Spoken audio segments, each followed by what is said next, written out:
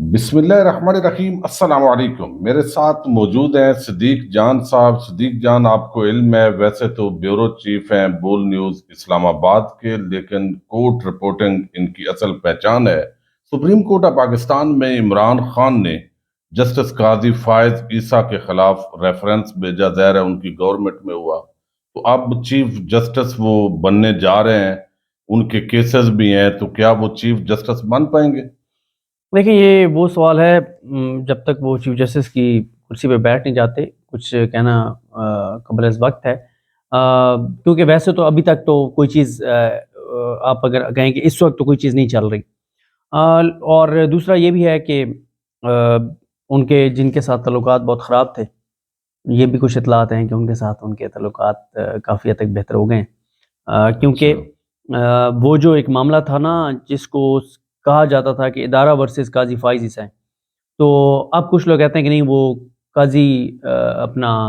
قاضی کہتا ہوں جنرل فیض versus justice فائز تھا۔ ٹھیک ہے۔ تو لیکن دیکھیں، قاضی فائز صاحب کا جو معاملہ تھا، کیونکہ اس کے اوپر 7-3 سے ایک فیصلہ آیا تھا، پھر ایک جو ایف پی آر کو کہا گیا کہ آپ اس کے اوپر ایک رپورٹ تیار کریں، انہوں نے رپورٹ تیار کی، اس کے بعد پھر معاملہ آگے بڑھنا تھا، لیکن پھر وہ اس کے اوپر آپ نے دیکھا کہ پھر وہ چینج ہو گیا معاملہ، لیکن اس میں جو فیصلہ ایک آیا تھا اس میں کے مطابق تو معاملہ اب بھی ٹیک اپ ہو سکتا ہے کسی بھی موقع پہ، کیونکہ ایک نیا اکاؤنٹ سامنے آیا تھا جو کہ ڈکلیئر نہیں تھا، کوئی اور چیزیں تھیں، لیکن یہ ہے کہ بہرحال قاضی فائز صاحب جو ہے نا، ان کا ایشو یہ ہے کہ ان کے اپنے حامی بھی بہت ساری بات کہتے ہیں کہ ان کا ٹیمپرامنٹ بہت شارٹ ہے، اور جو ایک جج کا اتنا شارٹ ٹیمپرامنٹ نہیں ہونا چاہیے۔ ہم نے خود کئی بار کورٹ میں دیکھا کہ قاضی فائز صاحب کی عدالت میں جب کوئی بھی فوج سے ریلیٹڈ کوئی بندہ آ جائے، کوئی کیس آ جائے، ان کا نام آ جائے، تو وہ بہت سخت ریئیکٹ کرتے ہیں، ہائپر ہو جاتے ہیں۔ پھر آپ نے دیکھا، کیونکہ وہ پیدل آتے ہیں، کئی بار پیدل آتے ہوئے کوئی نہ کوئی معاملہ ہو گیا، کبھی کوئی گاڑی کھڑی ہے تو اس کے اوپر وہ جا کے چڑھ دوڑے، کبھی پولیس والوں کو جا کے کہنا شروع کر دیا تم حرام کھاتے ہو، تم یہ وہ، اس طرح کی وہ چیزیں جو ہے نا، وہ قاضی فائز صاحب جو ہیں وہ کرتے رہتے ہیں۔ تو اب یہ بھی ہو سکتا ہے کہ وہ کوئی ایسی کوئی چیز کریں، اس میں جا کے آپ کہیں کہ چیف جسٹس بننے سے پہلے، تو بھی ہو سکتا ہے، لیکن قاضی فائز صاحب کا جو دور ہوگا وہ بہت ٹف ایک دور ہوگا۔ کس کے لیے؟ عمران خان کے لیے یا اسٹیبلشمنٹ کے لیے؟ اسٹیبلشمنٹ کے لیے بھی ٹف ہوگا، جو اگر تو قاضی فائز صاحب میں تبدیلی نہیں آئی، اور عمران خان کے لیے تو ڈیفینیٹلی ہوگا، کیونکہ دیکھیں، ہمیں قاضی فائز صاحب کا نا واضح طور پہ نظر آیا کہ عمران خان جب وزیر اعظم تھے تو جن چیزوں پہ انہوں نے لیٹر لکھے، جن چیزوں پہ انہوں نے سو موٹو لیے، جب شہباز شریف جب سے وزیر اعظم بنے تو اس سے زیادہ بھیانک چیزیں ہوئی ہیں، قومی وسائل، عوامی وسائل، عوام کے ٹیکس کا پیسہ، ترقیاتی فنڈ، فلاں فلاں فلاں، سرکاری طور پہ چیزوں کو استعمال کرنا، لیکن کوئی انہوں نے نوٹس نہیں لیا قاضی فائز صاحب نے۔ عمران خان کے دور میں قاضی فائز صاحب نے ایک سو موٹو بھی لے لیا تھا صحافیوں کی درخواست کے اوپر کہ صحافیوں پہ بڑا ظلم ہو رہا ہے، اور پھر کچھ صحافیوں کے وہ گھروں میں بھی گئے، یا خبریں آئیں کہ ان کے گھروں میں گئے، لیکن خیر انہوں نے ان کے ساتھ اظہار یکجہتی ضرور کیا کچھ صحافیوں کے ساتھ، لیکن ارشد شریف صاحب کے معاملے میں قاضی فائز صاحب کا نہ تو کوئی سو موٹو ہوا، کوئی کسی قسم کی بات ہی نہیں، نہ انہوں نے کوئی مارکس دیے، نہ ہی انہوں نے کوئی لیٹر لکھا، تو یہ ایک واضح طور پہ ایک ہمیں دکھائی ضرور دیتا ہے کہ ان کا ایک جو ان کے اگر اصول ہیں بھی، اگر کوئی ہیں تو وہ اصول بھی ان کے نون لیگ کی جو فیور تھی، جی جی ٹھیک ہے، اس میں جا رہے تھے، یعنی کوئی ایسی ان کا اصول ہم نے ابھی تک نہیں دیکھا جس کو انہوں نے امپلیمنٹ کیا ہو جو کہ عمران خان کے حق میں گیا ہو، یا وہ ان صحافیوں کے حق میں گیا ہو جن کو پرو عمران خان سمجھا جاتا ہے، وہ سارے کے سارے وہ تھے جو pro P M L N, anti establishment صحافی، اور وہ سارے کے سارے معاملات تھے اس دور میں۔ تو دیکھیں، ایک اور جو چیز ہے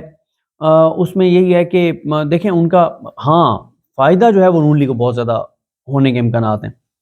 یہ نون لیگ یہ سمجھتی ہے۔ یہ ایک تاثر جاتا ہے، جیسے حامد میر اور چند صحافی جو پروگرام کرتے ہیں، جو بیانیہ بناتے ہیں،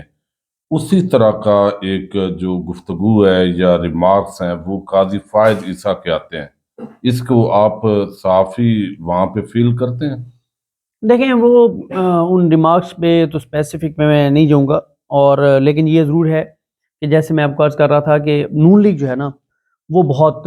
ہوپ فل ہے۔ نون لیگ یہ سمجھتی ہے کہ قاضی فائز عیسیٰ صاحب جب چیف جسٹس پاکستان بنیں گے تو کیس کھلے گا میاں نواز شریف کا، وہ اس میں جو ان کی طاعت نالی ہے وہ ختم ہوگی. وہ یہ سمجھتے ہیں کہ قاضی فائز صاحب کے چیف جسٹس پاکستان بنتے ہی وہ ایک بینچ بنائیں گے جس میں 62(1)(f) کی جو تشریح والا کیس ہے وہ تشریح جو ہے وہ تبدیل ہو جائے گی. اور بہت ساری چیزیں جو ہیں وہ نون لیگ بڑی ہوپ فل ہے, اور نون لیگ یہ باتیں کرتی بھی ہے کہ کیونکہ نون لیگ یہ کلیم کرتی ہے کہ قاضی فائز صاحب کے حق میں جو فیصلہ آیا تھا, آپ جب نون لیگ کی نجی ان میں بیٹھتے ہیں تو وہ یہ کہتے ہیں کہ ایک جج کو نون لیگ نے مینیج کیا تھا, جنہوں نے اپنا وہ بدلا تھا. کیونکہ ہوا یہ تھا کہ ایک جج صاحب ریٹائر ہوئے تھے, ان کی جگہ امین الدین خان صاحب آئے تھے, لیکن 2 ججز تو وہی تھے نا جنہوں نے پہلے وہ ان 7 میں شامل تھے جو قاضی فیصل صاحب کے خلاف ایک طرح سے فیصلہ تھا. وہ خلاف بھی نہیں تھا, اس میں جسٹ یہ تھا کہ FBR جو ہے وہ تحقیقات کرے. تو ان 2 میں سے جنہوں نے اپنا ویو چینج کیا, کیونکہ 3 کام ہوئے تھے نا, 3 میں سے ایک تو وہ نئے تھے جو فیصل عرب صاحب کی ریٹائرمنٹ کی وجہ سے وہ آ گئے تھے. 2 جو تھے نا ان کے بارے میں یہ ہے کہ ان میں سے ایک انولی کلیم کرتی ہے کہ ان کو ہم نے مینیج کیا تھا, جو چند روز بعد اس وقت ریٹائر ہونے والے تھے. ان کے بارے میں نون لیگ یہ کلیم کرتی ہے کہ نون لیگ نے ان کو مینیج کیا تھا اور قاضی فائز صاحب کے حق میں فیصلہ کروایا تھا. تو اب اگر نون لیگ کا وہ کلیم درست ہے تو پھر یہ ہوتا ہے, کیونکہ ہم نے یہ بھی دیکھا ہے کہ جو قاضی فائز صاحب کے ان کے کیس لڑتے رہے جو وکیل, وہ بعد میں ان کی عدالت میں پیش ہوتے رہے, حالانکہ ان کو نہیں پیش ہونا چاہیے تھا ان کی عدالت میں نا, اس طرح کی چیزیں چلتی رہیں. تو میرا یہ خیال ہے کہ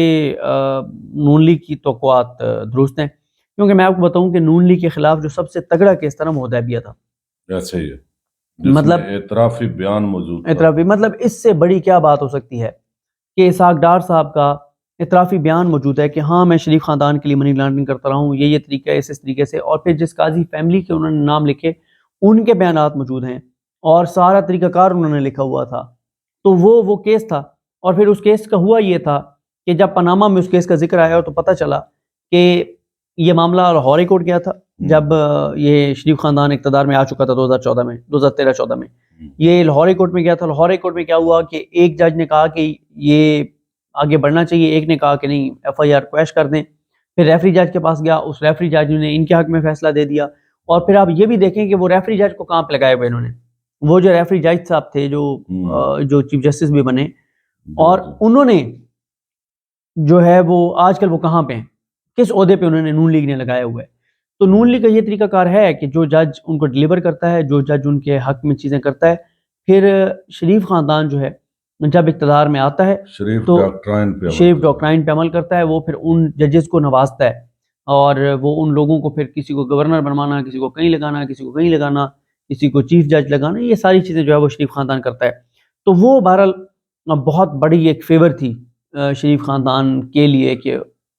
وہ جو حدیبیہ والا کیس جو ہے وہ بند ہوا تھا. اچھا, اس میں یہ بتا دیں کہ بظاہر جو چیف جسٹس اسلام آباد ہائی کورٹ تھے اطہر من اللہ, ان کا نام نہیں تھا کہ وہ سپریم کورٹ کے جج بنیں گے, لیکن کہیں ایسا تو نہیں ہے کہ سپریم کورٹ میں اس حکومت کے جو مقاصد تھے وہ پورے نہیں ہو رہے تھے اور مجبوراً ان کو سپریم کورٹ لے جانا پڑا؟ نہیں, میں اس سے تو اتفاق نہیں کرتا, اور کیوں ان کو لے جایا گیا اس پہ ایک ہے تھیوری, لیکن اس پہ میں بات نہیں کروں گا کہ وہ کیا ہے.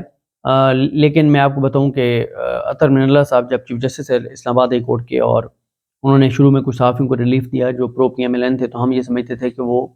پرو ان کے PMLN ہونے کی وجہ سے ان کو ریلیف دے رہے ہیں. لیکن پھر ہم نے دیکھا کہ جب نون لیگ نے جن کے ساتھ کیا تو ان کو بھی انہوں نے جس طرح سے پروٹیکٹ کیا اور فیصلے دیے, اور نون لیگ کے دور میں بھی سخت فیصلے آئے. تو اس سے ایک چیز تو واضح ہوئی کہ وہ اپنے جو ان کے اصول تھے وہ وہی رہے. ریلیف اس سے چاہے پرو PMLN بندے کو مل رہا تھا یا پرو PTI سے, اس کو ان کو فرق نہیں پڑتا تھا, اور انہوں نے بڑے زبردست اور بولڈ فیصلے بھی دیے.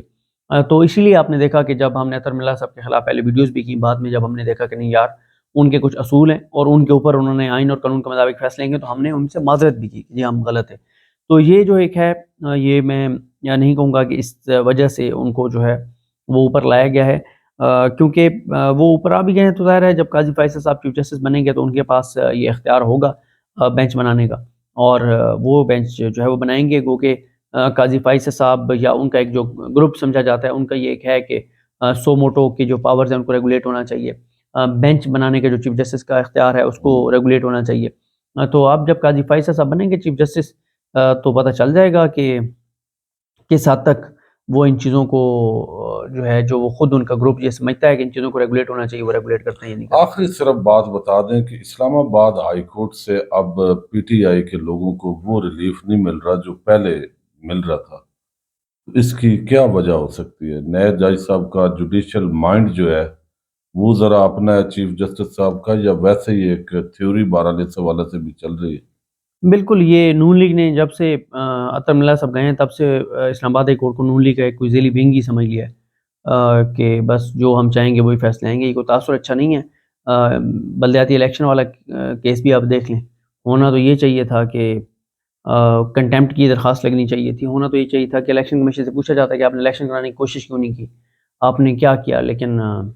جو ہوا وہ آپ کے سامنے ہی ہے۔ جی صدیق جان، بہت شکریہ آپ کا۔ ناظرین آپ بھی اپنے کمنٹ کے ذریعے ضرور اظہار کیجیے گا۔ السلام علیکم۔